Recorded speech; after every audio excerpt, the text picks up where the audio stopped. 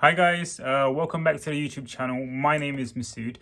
In today's video, I'm going to be answering a question that I get from a lot of people, and that is, how do I practice as a physio in the UK if I've qualified abroad? In this video, I'll be breaking it down into simple steps, what you can do to actually practice in the UK. Before I do that, I just want to say, if anything I do mention is unclear, I've left two links in the description of this video, which gives you a lot more guidance and information on how to actually apply. And they're also, put out by the HCPC and the CSP.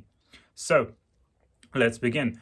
So the first thing that you actually need to do is to register with the HCPC. So the HCPC is the Healthcare and Professions Council, and they are really the regulatory body for all health professionals across the UK. You can't call yourself a physio or physiotherapist if you don't register with the HCPC. So that's the most important thing. Number two, you need to show evidence that you have the ability to speak and write English at a high level. This is so you're safe to practice when you're in the hospital and around your other team members.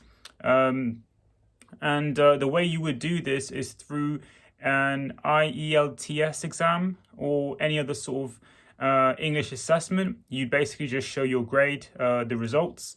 And the third thing that you need to do to practice in the UK is you need to get a working visa. So I believe it's a T2 visa that you can get, and that's for skilled workers. Apart from that, there are a number of things that you can do to help increase the likelihood of approval of your application by the HCPC. And that is really to show evidence of your proficiency of physiotherapy.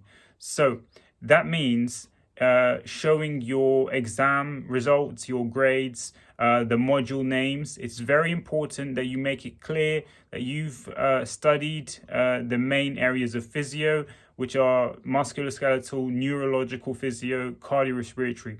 Those are the three main areas. You need to show evidence that you've done modules in all of them. You need to show evidence of your placements, any professional work that you've carried out, what treatments you've done, what evidence or clinical evidence you've used to back up your treatment, any reflective practice that you have. So this would be reflections, and reflections are really just written statements where you've reflected on a particular situation.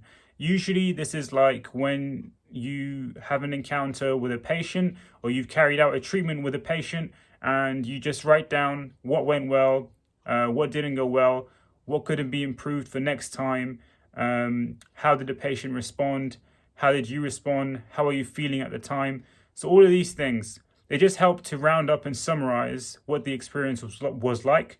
And it's really just like a written statement, not too long. So if you can show that and you have a few of those in your portfolio that you're sending off with your application, it just makes your application that much more credible. And I know from personal experience and speaking to other physios, this is something that many people fall behind on. So you can actually put yourself, make yourself stand out by doing these things.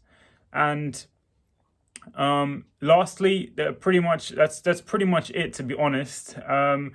What was I going to say? I think lastly, really just to provide references from your supervisors, whether that's lecturers or people you've worked with in a hospital, or have any case studies where you've provided physio practice and been shadowed by someone else, like your lecturer or someone.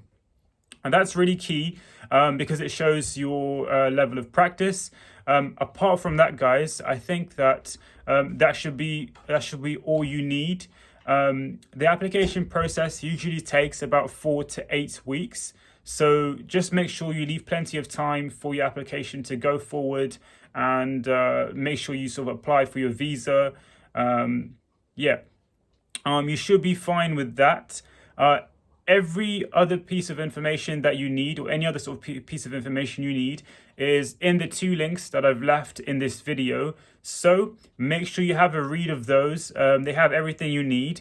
If you have any other questions, don't forget, just comment down in the video and I'll answer anything that I can help with. Apart from that, make sure to like this video and don't forget to subscribe. I'll see you guys in the next one. Take care.